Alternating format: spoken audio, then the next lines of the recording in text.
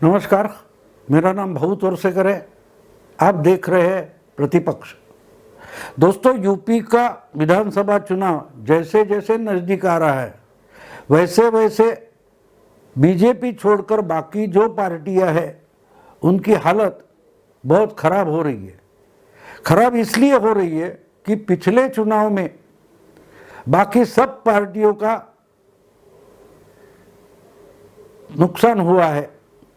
यानी जो पार्टी सत्ता में थी, समाजवादी पार्टी, अखिलेश जिसके नेता है अखिलेश यादव, उनकी पार्टी 200 सवा 200 एमएलए थे, उससे हटकर 40-45 एमएलए तक नीचे आ गई। उनसे भी पहले जो चीफ मिनिस्टर थी, जिनके पास 200 से ज़्यादा एमएलए थे, वो मायावती की बीएसपी यानी बसपा, वो भी पार्टी इतनी खत्म हो गई कि 15-20 एमएलए बच गए। तो क्योंकि बीजेपी की लहर इतनी बड़ी थी कि 402 या 403 में से 300 सवा 300 जगह बीजेपी ने जीत ली। और अब 4.5 साल होने के बाद भी ये पार्टियां अभी भी संवर नहीं सकी है, उठकर खड़ी नहीं हो पाई है। 2017 में विधानसभा चुनाव हुआ था, तब इनकी बुरी हालत हुई थी। उससे पहले 2014 में पार्लियामेंट के चुनाव में तो इनकी बुरी हालत हुई ही थी। समाजवादी पार्टी के 5 तो एमपी आए थे और 5 एमपी मुलायम के अपने कुनबे के, उनके घर के थे। मायावती का तो पूरा सफाया हो गया था। बीएसपी का 2014 में एक भी एमपी चुनकर नहीं आया था। फिर 2017 में विधानसभा हारने के बाद 2019 में ये दोनों पार्टियां इकट्ठा हो गई, एक साथ आ गई। उन्होंने महागठबंधन बनाया, इसलिए इनके दोनों के मिलकर 15 एमपी आए। उसमें मायावती के 10 और बेचारे अखिलेश के 5 ही आ गए और बहुत जल्दी उनका गठबंधन टूट गया। उसके पहले विधानसभा में कांग्रेस और अखिलेश का गठबंधन था। यानी चीफ मिनिस्टर बनने तक जो समाजवादी पार्टी अकेले दम पर, अपनी ताकत पर चुनाव लड़ती थी, वो 2012 के सरकार बनाने के बाद अपना वो आत्मविश्वास, कॉन्फिडेंस खो बैठी है। उनको हमेशा किसी का ना किसी का साथ अभी लेना जरूरी पड़ता है। 2014 में उनकी जो हालत हो गई, उसके बाद वैसे तो बीजेपी अभी ताकत बढ़ी है, लेकिन उनके पहले से समाजवादी पार्टी या मुलायम या सोशलिस्ट मूवमेंट, उनकी यूपी में बड़ी भारी ताकत थी। राजनारायण थे, लोहिया थे, ऐसे एक से एक बड़े नेता, जनेश्वर मिश्रा, ये 70 के जमाने से बड़े नेता थे। लेकिन जनता पार्टी में समाजवादी पार्टी का विलय हो गया और उसके बाद मंडलाइजेशन जो हो गया, उसमें यादवों की पार्टी बनकर समाजवादी पार्टी नए से मुलायम सिंह ने शुरू की। तो ये तो यादव और मुस्लिमों की पार्टी बोली जाती है। बाबरी का मामला उठाकर मुलायम ने मुस्लिमों के वोट अपने पीछे लाए और उनको मुल्ला मुलायम भी बोला गया। यानी एमवाई समीकरण, यानी एमवाई इक्वेशन का मतलब मुस्लिम और यादव, और बाकी जो आएंगे वो आएंगे। लेकिन ये दो बड़े घटक जिस पार्टी के साथ एकनिष्ठ है, लॉयल है, उनकी पार्टी ये समाजवादी पार्टी, और उसके खिलाफ फिर आगे बीएसपी आ गई। अब बात ये हो गई है कि दोनों पार्टियां इकट्ठा आई, अपना अपना फायदा उठाकर अलग हो गई, और अब उनको पता चल रहा है कि भैया बीजेपी के साथ अकेले लड़ नहीं सकते, तो किसी ना किसी को साथ तो लेना पड़ेगा। छोटी छोटी पार्टियां होती है, उनको साथ लेंगे तो कुछ 15-20 सीटों पर फायदा हो सकता है। 400 सीटें लड़कर अगर 50-60 सीटें लानी है, उसकी बजाय अगर 300 सीटें लड़े और छोटी मोटी पार्टियों में 100 सीटों का बंटवारा करे, तो अपने 50 से ज्यादा होकर 70, 80, 90, 100 तक सीटें आ सकती है। ये इसका समीकरण है। और इसके लिए मायावती हो या अखिलेश हो, ये आजकल किसी ना किसी के साथ जाना चाहते, किसी ना किसी के कोई ना कोई गठबंधन बनाकर ही लड़ेंगे। तो अब देखिए इनकी हालत ऐसी बुरी हो गई कि मायावती ब्राह्मणों का सम्मेलन फिर से शुरू करती है। 2012 में 2007 में मायावती ने सोशल इंजीनियरिंग किया था, जिसको अदरवाइज पोलराइजेशन बोलते हैं, उसको मायावती ने किया तो सेक्युलर है, इसलिए सोशल इंजीनियरिंग बोला जाता है। सोशल इंजीनियरिंग करके तो उस वक्त भी मायावती ने ब्राह्मणों का साथ लिया था, क्योंकि ब्राह्मण 10-12% यूपी में है, लेकिन उनकी अपनी एक पार्टी कोई नहीं है। बीजेपी है ऐसा माना जाता है, पहले कांग्रेस की पार्टी थी। तो ये ब्राह्मणों को साथ लेने की कोशिश, यादव मुस्लिमों के खिलाफ ब्राह्मणों का अलायंस मायावती ने बनाया, ब्राह्मण दलित ऐसा एक अलायंस बनाया, और उसका फायदा 2007 में मायावती को मिला। बीएसपी अकेले बलबूते पर, अपने बलबूते पर बीएसपी ने मेजॉरिटी पाई थी और मायावती चौथी बार चीफ मिनिस्टर बनी थी। तो अब समझो 12-14 साल के बाद उनको फिर से ब्राह्मणों की याद आई है, और उन्होंने यूपी में बहुत सारे जिले में ब्राह्मण सम्मेलन, महासम्मेलन आयोजित किया है। वो देखकर अखिलेश गड़बड़ा गए, क्योंकि 10% ब्राह्मण ये छोटी संख्या नहीं है, यूपी में तो नहीं है। कम से कम 100-150 जगह विधानसभा के चुनाव क्षेत्र ऐसे होंगे कि जहां ब्राह्मणों का प्रभाव जरूर रहेगा। और एक अफवाह फैलाई गई है कि विकास दुबे जो ब्राह्मण था, जिसका एनकाउंटर योगी ने किया, और ये भी योगी ये तो ठाकुर है, तो ये भी मामला बढ़ा चढ़ाकर बताया जा रहा है।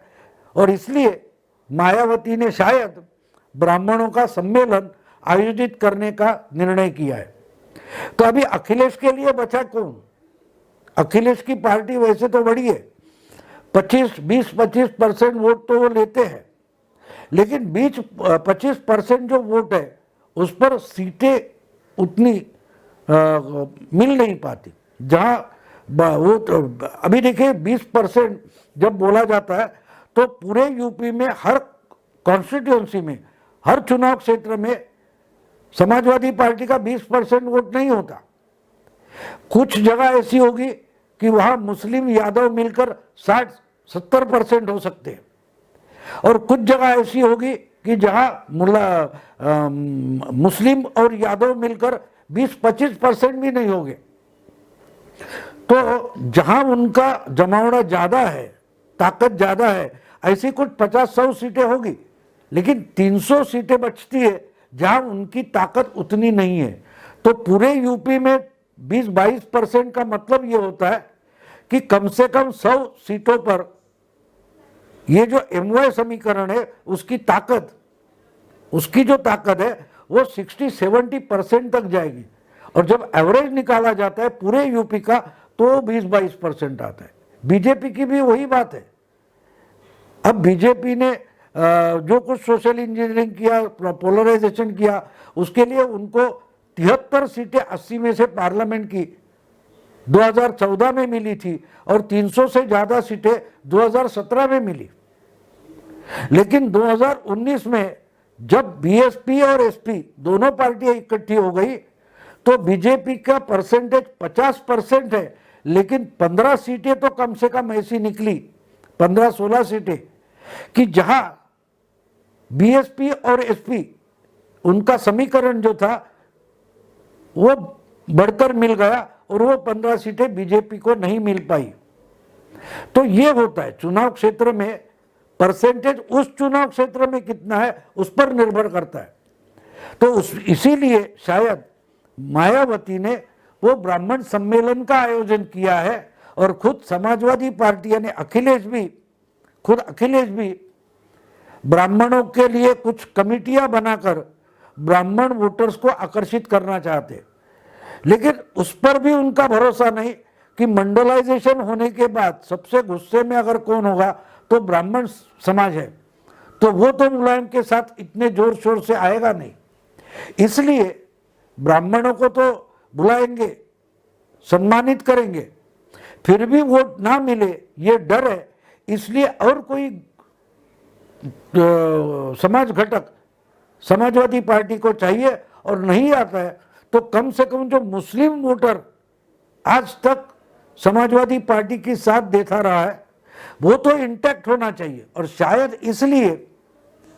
इसलिए अखिलेश असाउद्दीन ओवैसी यानी एमआईएम पार्टी जो है उनके गोद में बैठना चाहती है, लेकिन ओवैसी ने भी उनको शर्त रखी है। वैसे तो वो शर्त मानने की जरूरत नहीं, क्योंकि ओवैसी का कोई संगठन यूपी में नहीं है, वो चिल्लाते और मीडिया में वो मुस्लिम नेता है। ओवैसी जो है वो मुस्लिमों को नेता कहते थे उनको, लेकिन वो मुस्लिम के नेता नहीं है, उनके पास मुस्लिमों का कोई बड़ा संगठन है नहीं।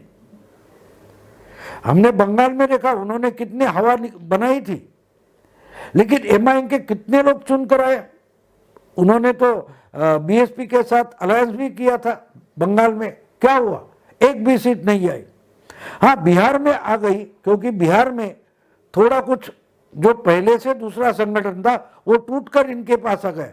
जैसा मुंबई में या महाराष्ट्र में समाजवादी पार्टी के पास जो मुस्लिम थे वो पिछले 8-10 साल में ओवैसी के पार्टी में चले गए, इसलिए महाराष्ट्र में ओवैसी की कुछ ताकत दिखाई देती, ऑर्गेनाइजेशन दिखाई देता है। लेकिन यूपी में ओवैसी का कोई संगठन है ही नहीं। फिर भी अगर समझो एक कॉन्स्टिट्यूंसी में 1000, 2000, 5000, 10,000 वोट अगर ओवैसी काट लेते हैं तो बड़ा नुकसान होगा। इसलिए शायद अखिलेश उनसे भी हाथ मिलाना चाहते। लेकिन जो शर्त ओवैसी ने रखी है वो शर्त अखिलेश मंजूर करेंगे या नहीं, इस पर यह अलायंस होना निर्भर है। और वो शर्त ऐसी रखी है कि अखिलेश ने ना ही बोलना चाहिए। ओवैसी की शर्त यह है कि चुनाव के पहले समाजवादी पार्टी जिसके साथ अलायंस करेंगे उनको एक बात माननी पड़ेगी कि चुनाव के बाद अगर सरकार बनती है तो उसमें डिप्टी चीफ मिनिस्टर मुस्लिम रहेगा, यानी उप मुख्यमंत्री मुस्लिमों का करेंगे। ये चुनाव से पहले मान लो तो ही हम किसी भी पार्टी के साथ जा सकते हैं, फिर वो कांग्रेस हो, बीएसपी हो या तो एसपी हो, समाजवादी पार्टी हो। अब अखिलेश अगर ये मान लेते हैं तो मान लो कि हिंदुत्व मानने वाला जो वोटर है या पर्टिकुलरली ब्राह्मण जो वोटर है वो तो अखिलेश के साथ आने का रहा।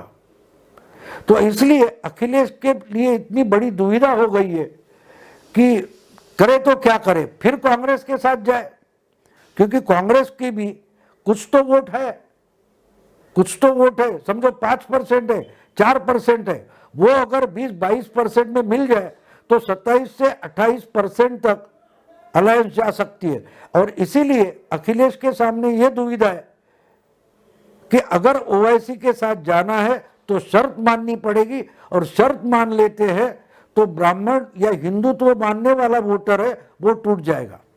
शायद वो यादवों का भी हो सकता है, ब्राह्मणों का हो सकता है या किसी का भी हो सकता है, लेकिन जो समाजवादी पार्टी को समाजवादी करके वोट दे रहा है वो भी टूट जाएगा। और असाउद्दीन ओवैसी के नाम पर वोट मिलेंगे कि नहीं उसकी कोई गारंटी नहीं, क्योंकि बंगाल का रिजल्ट आपके सामने। तो बेचारे अखिलेश के लिए ये दुविधा बन गई है कि वो 2 नंबर की पार्टी है, लेकिन 1 नंबर होने के लिए या 2 नंबर पर टिकने के लिए जितने और 5-8% ज्यादा वोट चाहिए वो कहां से लाए, ये अखिलेश की समस्या है। दोस्तों, अब यहां रुकता हूं। अगर ये वीडियो पसंद आया तो लाइक कीजिए, शेयर कीजिए, प्रतिपक्ष को सब्सक्राइब कीजिए। नमस्कार।